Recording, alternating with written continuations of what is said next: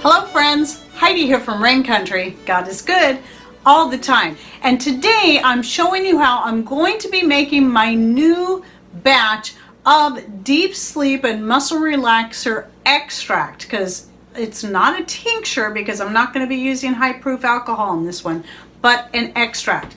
So I'm working off the same basic idea that I did in my previous video that's about 4 years old now, and I'm getting down to the bottom of that one there because you know, with my back that keeps acting up every so often, or my shoulders get really tight and sore when I get really stressed out.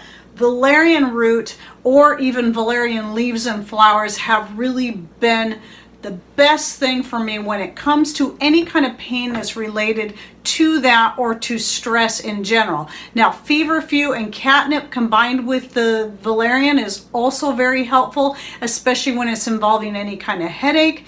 But I'm going to list off a few other herbs that you can use when you make your muscle relaxer slash deep sleep extract or tincture, depending on which one it is that you choose to make. So a few other options that you can look into are hops, chamomile, magnolia bark, lavender, licorice, and cinnamon. But here's the interesting thing I just learned about licorice, that licorice is also very good for upper respiratory infections. That might be something that could come really in handy right now. But as with any of these kind of herbs, you also have to limit how much you use. You don't want to be drinking gallons of licorice or valerian teas or tinctures or anything like that. So look into it for your own self. One of the number one things you have to look at when you're talking about any of these is what kind of medications are you currently on, if you are on any, because these can cause some serious side effects when combined with each other. Or it could be as simple as these different types of herbal remedies can conflict with your medication, and so that your medication isn't doing what it should be doing. There's very many different variables. I can't go into them all. I don't know them all. You have to know what it is you're on, what are your different health things, and then when you go to do search on these different types of herbs, find out what's going to be best for you by looking into that and putting in best herbs for such and such when you got this health ailment, or if you're on that kind of medication. You've got to look these up yourself. It's too much for any one person to go into in one video. But also, as I always recommend in my herbal videos, get yourself some good herb books. Hard copies are incredibly important. I always have some different herb books linked in my description box down below. Okay, so let's get started on this recipe. Now, the last recipe I did equal parts of licorice root and valerian, and then added some lavender flowers in there, and that was pretty good. But what I would like to do with this one is focus more specifically on the valerian root, because the valerian plant as a whole has been very good for me, and now that I'm growing it quite well here on my own property, that's something I know that I can rely on. Whereas something like passion flower, I've tried growing passion fruit here, it won't grow for me here. I'd love to be able to grow it, but it doesn't. Now, since I have it in a dried form that I had purchased, I believe I got it, I don't remember if it's Star West or Frontier. I might have even got this one from Mountain Rose Herbs. I might still use some of it in this blend just to give it a try. And licorice root is another one I've tried to grow and haven't had success with yet. I might try it again though, learning what I have learned recently. But I know I can grow valerian, so this is the one I'm going to be depending on the most. So let's go ahead and get started on this recipe. I think I will go ahead and add a little bit of each of these. But again, my main focus is going to be on the valerian root, and I'll be using my new favorite solvent blend for this particular one, though I'm going to cut back a little bit on the honey and not make it quite so sweet. But since I don't really care for the flavor of the passion flower, and valerian has a very strong flavor, I'm thinking the honey will help smooth out some of those flavorings and give it just a better flavor overall.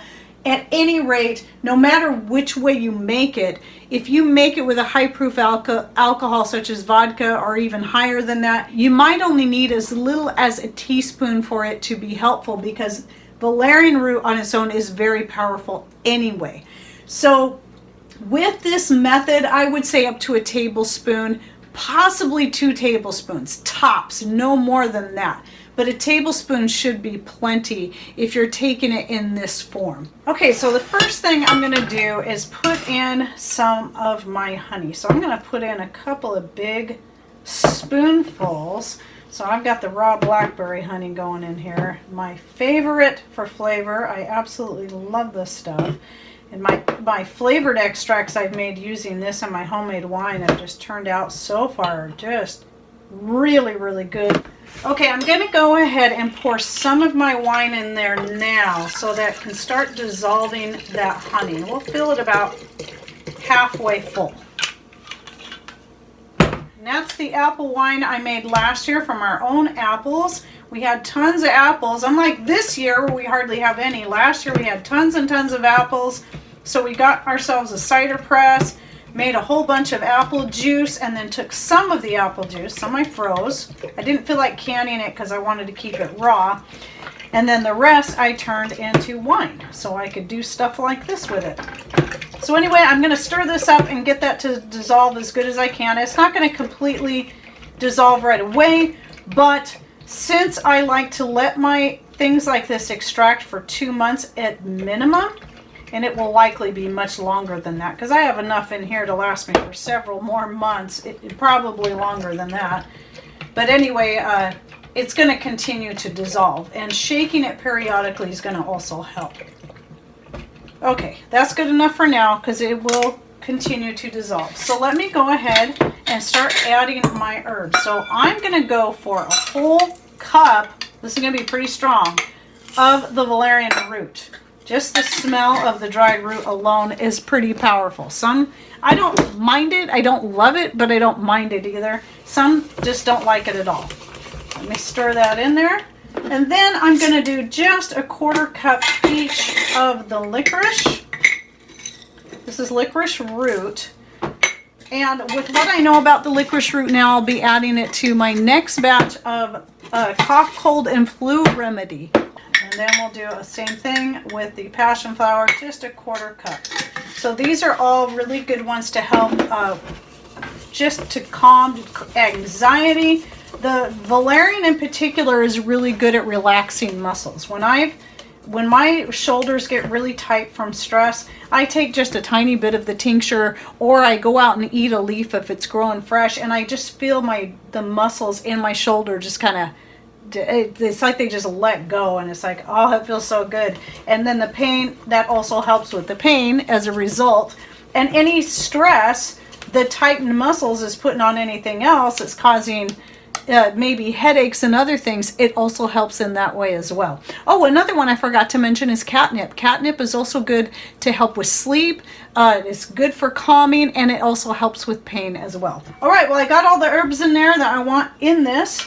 Not going to put any more of that. So again, that was a whole cup of licorice root and then a 1/4 cup each of the other two. You can blend it however you want based on what you find about the different herbs and what you think is best for you. So I'm just showing you this one here. I know my last one worked really good, but I am trying to get away from the vodka and the wine. Other than the sugar I had to add to it, everything else about it was free. It's also organic and non-GMO. I can't say that about the vodka I was using. It was a cheap vodka. But it also tastes so much better. So when you're talking about a medicinal extract that might not taste all that great anyway, anything you can do to make it taste better is it's a benefit. It's a bonus. Okay, so I've got that all stirred up good. So now I'm going to go ahead and put a canning lid and band on there.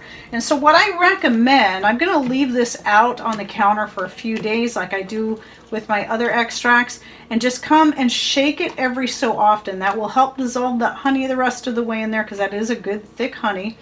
And just really keep it extracting. And then what I'll do after a few days is I'll go set it back in my pantry, and I'm going to let it extract for at least 2 months. And like I said, it's unlikely I'll work through the last of this in that time, so it will probably sit for quite a few months before it gets used. And then, as I said before, when you go to take this, if you're using a solvent like this, up to a tablespoon I think should be plenty, but I think 2 tablespoons at the very, very tops.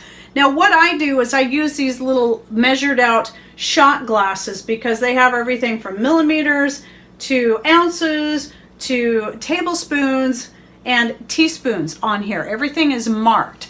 And so what I do is I just fill it up to the proper mark, to what I think I need, and then that is what I take. Again, I usually never need to take over a tablespoon. Usually with the vodka based one, a teaspoon is plenty. I'm thinking this one, a tablespoon should be just right for me. But again, you know, start with a small dose, and then if that doesn't do the trick, then take another one. That's the great thing about this kind of stuff, is not only is it really cheap for making your own, especially if you're using your own homemade wine, it's a lot cheaper than over-the-counter medications and a lot healthier for you too. You're going to have less concern. Though any of these kind of herbs can have side effects, look them up for yourself.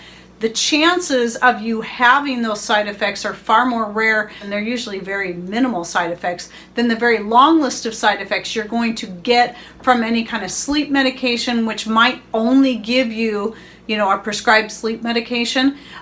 The average is 11 minutes of extra sleep is all it gives you, and even that is not the good sleep that you need.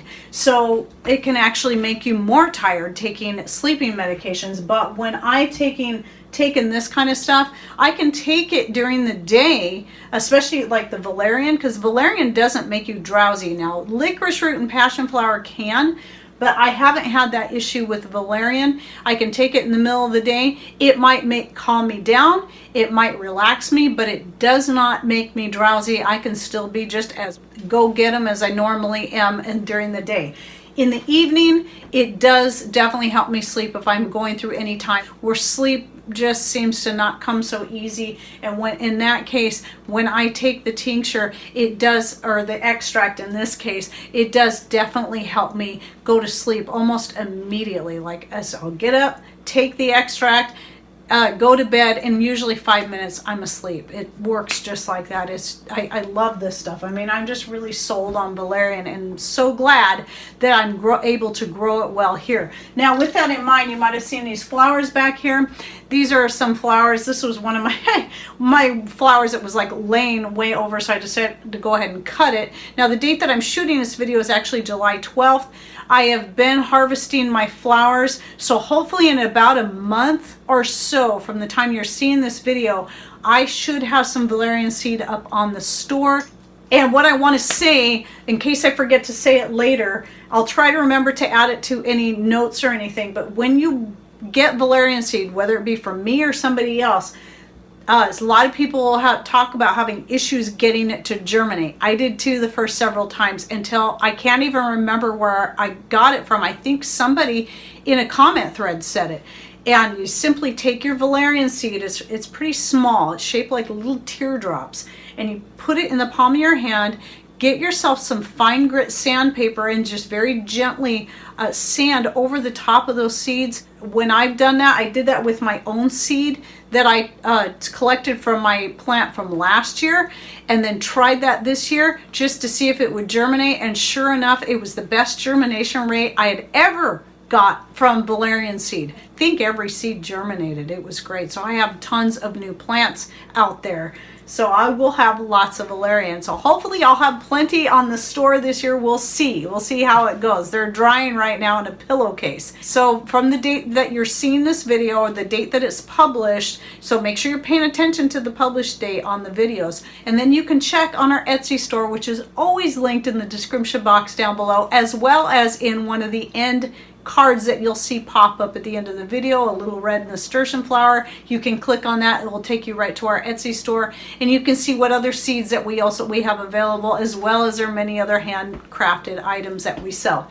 So anyway, you can check and see if those seeds are up there by then. And usually I almost always have marshmallow and feverfew. If you ever see it sold out, it's just because I haven't been keeping up on making more packs. But we have tons of marshmallow seed and feverfew seed saved up always. And so that's one thing that we can always get up on our store.